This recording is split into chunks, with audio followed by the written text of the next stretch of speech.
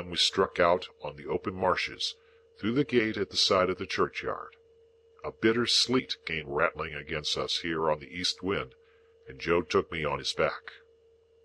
Now that we were out upon the dismal wilderness, where they little thought I had been within 8 or 9 hours, and had seen both men hiding, I considered for the first time with great dread, if we should come upon them, would my particular convict suppose that it was I who had brought the soldiers here? He had asked me if I was a deceiving imp, and he had said I should be a fierce young hound if I joined the hunt against him.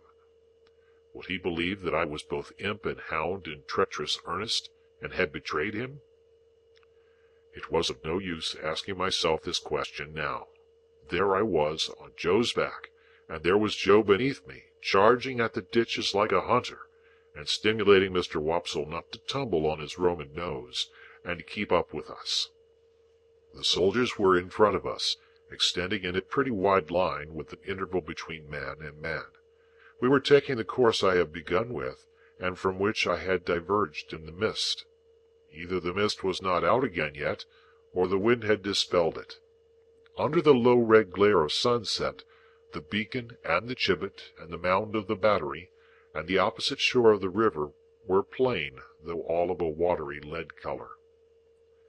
With my heart thumping like a blacksmith at Joe's broad shoulder, I looked all about for any sign of the convicts. I could see none. I could hear none. Mr. Wopsle had greatly alarmed me more than once by his blowing and hard breathing, but I knew the sounds by this time, and could dissociate them from the object of pursuit. I got a dreadful start when I thought I heard the file still going, but it was only a sheep bell. The sheep stopped in their eating and looked timidly at us, and the cattle, their heads turned from the wind and sleet, stared angrily as if they held us responsible for both annoyances. But except these things, and the shudder of the dying day in every blade of grass, there was no break in the bleak stillness of the marshes.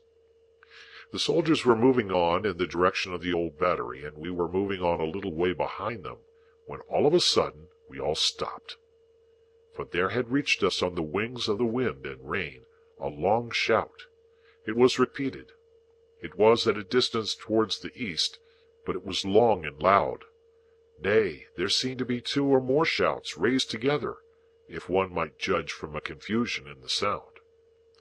To this effect the sergeant and the nearest men were speaking under their breath when Joe and I came up. After another moment's listening, Joe, who was a good judge, agreed, and Mr. Wopsle, who was a bad judge, agreed. The sergeant, a decisive man, ordered that the sound should not be answered, but that the course should be changed, and that his men should make towards it at the double. So we slanted to the right, where the east was, and Joe pounded away so wonderfully that I had to hold on tight to keep my seat. It was a run indeed now, and what Joe called, in the only 2 words he spoke all the time, a winder. Down banks and up banks, and over gates, and splashing into dikes, and breaking among coarse rushes, no man cared where he went. As we came nearer to the shouting, it became more and more apparent that it was made by more than one voice. Sometimes it seemed to stop altogether, and then the soldiers stopped. When it broke out again, the soldiers made for it at a greater rate than ever, and we after them. After a while we had so run it down that we could hear one voice calling, "Murder!" and another voice, "Convicts! Runaways! Guard! This way for the runaway convicts!" Then both voices would seem to be stifled in a struggle, and then would break out again. And when it had come to this, the soldiers ran like deer, and Joe too. The sergeant ran in first, when we had run the noise quite down, and 2 of his men ran in close upon him. Their pieces were cocked and levelled when we all ran in. "Here are both men," panted the sergeant, struggling at the bottom of a ditch. "Surrender, you 2, and confound you for 2 wild beasts! Come asunder!" Water was splashing, and mud was flying, and oaths were being sworn, and blows were being struck, when some more men went down into the ditch to help the sergeant, and dragged out, separately, my convict and the other one. Both were bleeding and panting and execrating and struggling, but of course I knew them both directly. Mind, said my convict, wiping blood from his face with his ragged sleeves, and shaking torn hair from his fingers. I took him. I give him up to you. Mind that. It's not much to be particular about, said the sergeant. It'll do you small good, my man, being in the same plight yourself. Handcuffs there. I don't expect it to do me any good. I don't want it to do me more good than it does now, said my convict with a greedy laugh. I took him. He knows it. That's enough for me. The other convict was livid to look at, and in addition to the old bruised left side of his face, seemed to be bruised and torn all over. He could not so much as get his breath to speak, until they were both separately handcuffed, but leaned upon a soldier to keep himself from falling. Take notice, guard. He tried to murder me, were his first words. Tried to murder him, said my convict disdainfully. Try, and not do it? I took him and give him up. That's what I done. I not only prevented him getting off the marshes, but I dragged him here. Dragged him this far on his way back. He's a gentleman, if you please, this villain. Now the hulks has got its gentleman again, through me. Murder him? Worth my while, too, to murder him, when I could do worse and drag him back. The other one still gasped. He tried to murder me. Bear witness. Looky here, said my convict to the sergeant. Single-handed I got clear of the prison ship. I made a dash, and I done it. I could have got clear of these death-cold flats likewise. Look at my leg. You won't find much iron on it, if I hadn't made the discovery that he was here. Let him go free? Let him profit by the means as I found out? Let him make a tool of me afresh and again? Once more? No, no, no. If I had died at the bottom there, and he made an emphatic swing at the ditch with his manacled hands, I'd have held to him with that grip that you should have been safe to find him in my hold. The other fugitive, who was evidently in extreme horror of his companion, repeated, He tried to murder me. I should have been a dead man if you had not come up.